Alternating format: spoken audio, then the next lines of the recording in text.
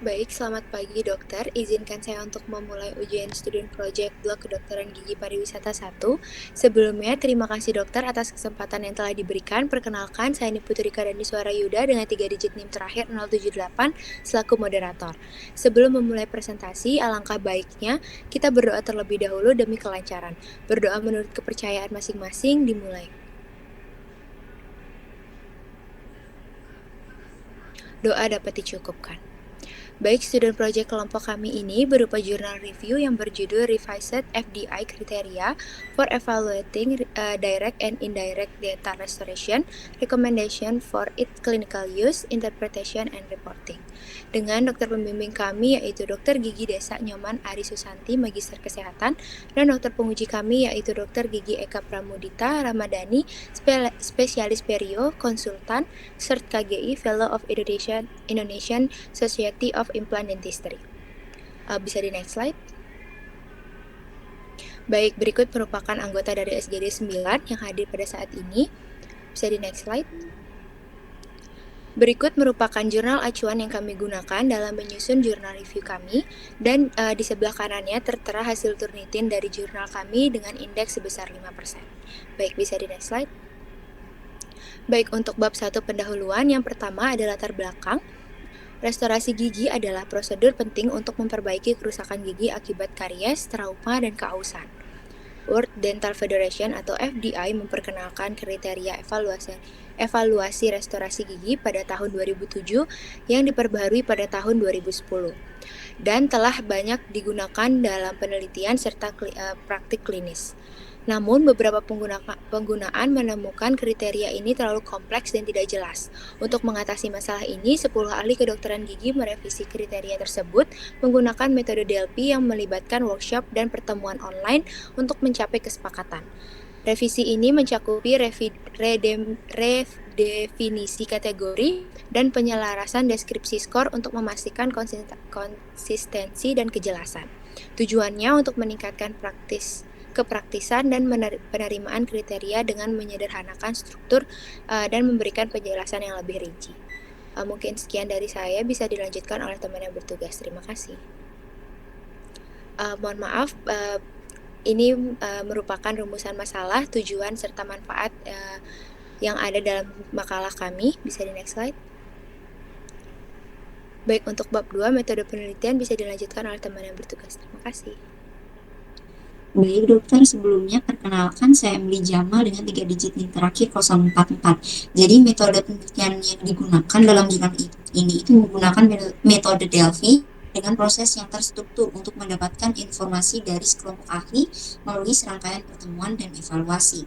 Terdapat 10 ahli dalam bidang kedokteran gigi konservatif dan restorasi yang ikut berpartisipasi, mendiskusikan, merevisi, dan merumuskan ulang kriteria. Nah, proses ini itu melibatkan beberapa feedback, diskusi terbuka, dan perumusan ulang yang berlanjut secara iteratif hingga tidak diperlukan perubahan lebih lanjut. Secara rincinya itu, alur informasi dalam penelitian ini itu meliputi pencarian literatur ilmiah secara sistematis dengan pertimbangan umum seperti jenis dan desain studi, studi populasi, evaluasi restorasi gigi, training dan calibration, serta recommended statistik, kemudian workshop dengan partisipasi semua ahli, serta komunikasi terstruktur yang bertujuan untuk menyatukan pendapat yang ada. Nah, kemudian dilakukan evaluasi ulang dan versi final dari kriteria FDI yang telah direvisi ditinjau kembali dan pada akhirnya nanti akan disetujui oleh seluruh ahli. Mungkin sekian dari saya, akan dilanjutkan oleh rekan yang bertugas. Terima kasih. Baik, sebelumnya perkenalkan saya Nyoman Puspa dengan 3 digit NIM akhir 032. Saya ingin melanjutkan kepada hasil dan pembahasan, yaitu beberapa kategori telah didefinisikan ulang, ketidakjelasan diperjelas, dan deskripsi semua skor diharmonisasi untuk mengaitkan berbagai situasi klinis dengan strategis manajemen yang mungkin, yaitu pemantauan atau monitoring, yaitu skor 1-4, kemudian perbaikan atau penutupan ulang, yaitu skor 3, kemudian reparasi skor 4, dan penggantian yaitu skor 5.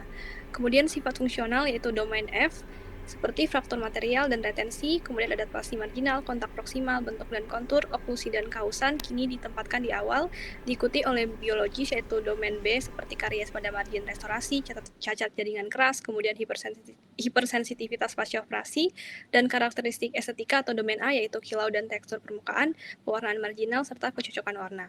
Kriteria dari FDI yang telah direvisi harus dipahami sebagai dokumen hidup yang dapat diadopsi secara berkala berdasarkan dengan data klinis, temuan, dan juga pengalaman baru. 11 kategori dari kriteria FDI yang paling sering digunakan telah direvisi untuk pemahaman dan juga penanganan yang lebih baik di dunia kedokteran gigi. Mungkin sekian dari saya, dapat dilanjutkan oleh rekan yang lain. Terima kasih. Baik, perkenalkan saya Kamila Putri Wijaya dengan 092 izin melanjutkan mengenai definisi restorasi direct. Restorasi direct adalah tindakan perawatan gigi yang memasukkan bahan restorasi secara langsung ke dalam kavitas yang telah dipreparasi. Biasanya restorasi direct diindikasikan untuk gigi yang kerusakannya minimal, karena restorasi direct hanya dapat dilakukan pada gigi yang memiliki struktur cukup untuk tetap menjaga integritas bahan restoratif. Adapun contoh bahan restorasi direct dapat berupa amalgam, bahan komposit berbasis resin, semen ionomer kaca, dan foil emas. Sekian dari saya dan akan dilanjutkan oleh rekan saya. Terima kasih. Baik, perkenalkan kembali dokter. Nama saya Bima Disarapsara dengan 3 CIM terakhir 019. Jadi saya izin melanjutkan untuk indikasi dari direct restoration, yaitu yang pertama sebagai pengganti struktur gigi yang hilang karena karies atau trauma. Kemudian sebagai pengganti bahan restorasi yang hilang dan sebagai pengganti bahan restorasi yang sudah ada namun sering mengalami kerusakan berulang, fraktur atau cacat marginal. Kemudian untuk kontraindikasi dari direct restoration ini adalah gigi dengan hopeless prognosis yang dimana diindikasikan untuk melakukan pencabutan atau ekstraksi. Kemudian luka pada enamel gigi yang memanjang kurang dari setengah DEJ atau dental enamel junction. Kemudian gigi yang strukturnya telah hilang dimana hanya dapat dilakukan restorasi crown atau onlay, dan dalam kasus gigi desidui yang hampir tanggal atau akar giginya tersisa kurang dari setengahnya. Mungkin sekian, selanjutnya bisa dijelaskan oleh rekan yang bertugas. Terima kasih. Baiklah, sebelumnya perkenalkan, nama saya Rizka Muna Gultom dengan NIM 091, izin menjelaskan mengenai definisi dari restorasi yang direct. Restorasi yang direct adalah suatu dental material yang tidak bisa langsung diaplikasikan dalam kavitas gigi, akan tetapi harus dikerjakan di dental laboratorium terlebih dahulu. Restorasi ini melibatkan pencetakan gigi yang memerlukan perawatan, pembuatan model gigi di laboratorium, dan pembuatan restorasi seperti mahkota, jembatan inlay atau onlay, yang kemudian akan dipasangkan oleh dokter gigi pada kunjungan berikutnya. Sekian dari saya dan akan dilanjutkan oleh rekan saya. Terima kasih. Baik, sebelumnya izin memperkenalkan diri. Terlebih dahulu, nama saya Dona Maria Sinaga dengan 3 digit NIM terakhir 025. Untuk indikasi dari restorasi indirect itu yang pertama adalah gigi yang dirawat secara endodontik, kemudian lesi karies yang luas, gigi retak, restorasi yang gagal sebelumnya, dan cacat perkembangan atau cacat posisi. Kemudian untuk kontraindikasinya, preparasi gigi berlubang dengan jumlah dinding yang tersisa, preparasi kavitas yang memungkinkan anatomi estetika, oklusi, dan kontak proksimal. Sekian dari saya, akan dilanjutkan oleh rekan saya. Terima kasih. Baik, sebelumnya perkenalkan kembali dokter, nama saya Niputu Rika Dani Suara Yuda dengan 3 digit NIM terakhir 078. Di sini saya akan melanjutkan tentang definisi dari standarisasi kedokteran gigi internasional. Standarisasi kedokteran gigi internasional merupakan serangkaian aturan, pedoman, dan spesifikasi yang disusun oleh organisasi internasional. Standarisasi ini digunakan untuk memastikan bahwa praktik kedokteran gigi di seluruh dunia memenuhi standar tertentu yang diakui secara global, serta untuk meningkatkan kualitas dari perawatan pasien, menjamin keselamatan, dan meningkatkan efisiensi dalam penyampaian layanan kesehatan gigi. Sekian dari saya, terima kasih.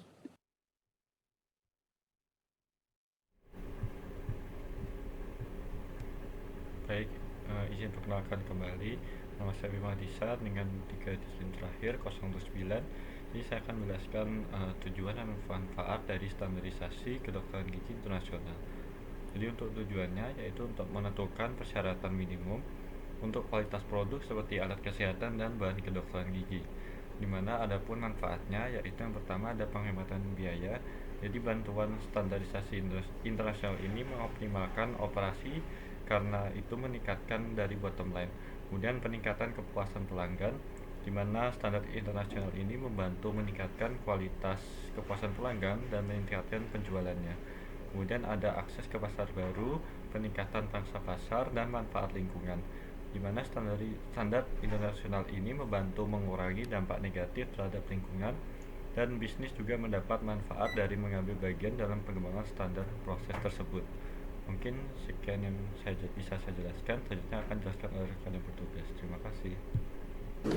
Baiklah, sebelumnya perkenalkan kembali dokter, nama saya Rizka Mundegurtom dengan NIM 91, izin menjelaskan mengenai pentingnya standarisasi kedokteran gigi internasional.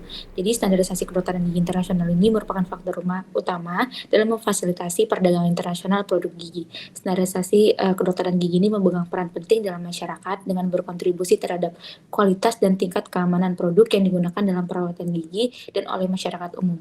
Standar internasional ini sangat penting mengingat sekitar 90% populasi di seluruh dunia pernah menderita penyakit gigi yang memerlukan perawatan klinis, dan sebagian besar dari populasi ini juga menggunakan produk kebersihan mulut. Di negara-negara maju, kesehatan mulut membaik seiring dengan menurunnya angka karies gigi, khususnya pada anak-anak. Sekian dari saya, terima kasih. Baik, sebelumnya perkenalkan kembali dokter, saya Emily Jamal dengan 3 digit NIM terakhir 044. Jadi FDI World Dental Federation ini memiliki peran krusial dalam evaluasi dan pengembangan kedokteran gigi. Nah, FDI World Dental Federation ini merupakan federasi yang terdiri dari asosiasi dan organisasi kedokteran gigi nasional dengan tujuan utama yaitu menghubungkan dunia kedokteran gigi secara global, mewakili profesi kedokteran gigi di seluruh dunia, dan mendorong dan memfasilitasi pertukaran informasi lintas batas untuk mencapai kesehatan mulut yang optimal bagi semua orang. Nah, VDI atau FDI ini itu berperan dalam menyusun dan menerapkan standar internasional yang ketat untuk bahan kedokteran gigi, memastikan bahwa produk yang beredar itu memenuhi kriteria keselamatan dan kualitas yang tinggi. Kemudian FDI ini juga memfasilitasi kolaborasi internasional antara peneliti, produsen, dan regulator yang memungkinkan pertukaran pengetahuan dan teknologi yang mempercepat inovasi dalam kedokteran gigi, serta memberikan pendanaan yang esensial untuk penelitian dan pengembangan teknologi baru dalam kedokteran gigi. Lalu FDI ini juga mendukung pendidikan dan pelatihan profesional kedokteran gigi dengan menyediakan sumber daya untuk kursus, seminar, dan pelatihan yang berbasis pada teknik dan bahan terbaru. Kemudian FDI World Dental Federation ini memiliki peran yang penting dalam evaluasi bahan kedokteran gigi, terutama melalui komite ilmiah yang dikenal sebagai Scientific Committees on Dental Materials and Instruments, di mana peran utama FDI dalam evaluasi bahan kedokteran gigi ini yaitu standarisasi dan pedoman, evaluasi keamanan, penelitian dan pengembangan, edukasi dan pelatihan, serta kolaborasi internasional. Mungkin sekian dari saya, akan dilanjutkan oleh rekan yang bertugas. Terima kasih.